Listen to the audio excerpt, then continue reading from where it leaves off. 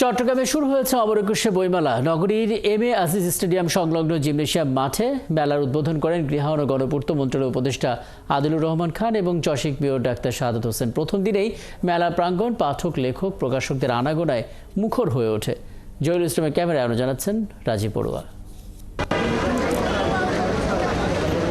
মেলার প্রথম দিন বইপ্রিয় মানুষের পদচারণায় মুখর হয়ে ওঠে চট্টগ্রামের বইমেলা। তবে প্রথম দিনে সব স্টল গুছিয়ে ওঠেনি, চলছে স্টল তৈরির কাজ।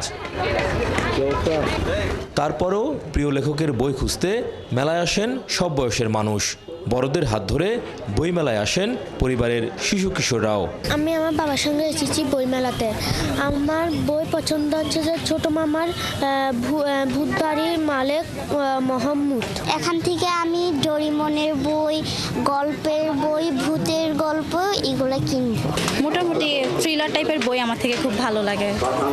তারপরে হুমায়ুন আজাদের বই আমি একটু বেশি পছন্দ করি। সবগুলি প্রকাশনা সংস্থা যদি আসতো ঢাকার, তাহলে বইমেলাটা আরো জমজমাটে আরো ভালো লাগতো।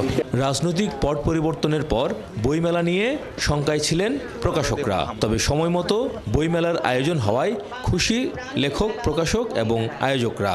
একটা নির্দিষ্ট সময়ে মেলা না হয়ে বছরব্যাপী যদি মেলা হয়, তাহলে আমাদের শিক্ষার্থীরা বই প্রতি তাদের আগ্রহ বাড়বে। শিশুদের নিয়ে আমাদের শিশু প্রকাশ, এবার প্রচুর বই আমরা করেছি। এবারে বিগত বছরগুলোতে যেরকম রাজনৈতিক প্রবন্ধের উপর একটা জোর ছিল, এবার অনেকে এই ধরনের প্রবন্ধগুলোর বই খুব কম করছে। নগরীর এম.এ. আজিজ স্টেডিয়াম সংলগ্ন জিমনেশিয়াম মাঠে হয়েছে এবারের আয়োজন।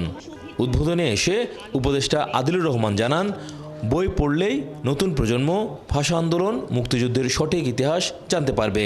গণমানুষের ঐক্য বাংলাদেশকে এগিয়ে নিয়ে যাবে।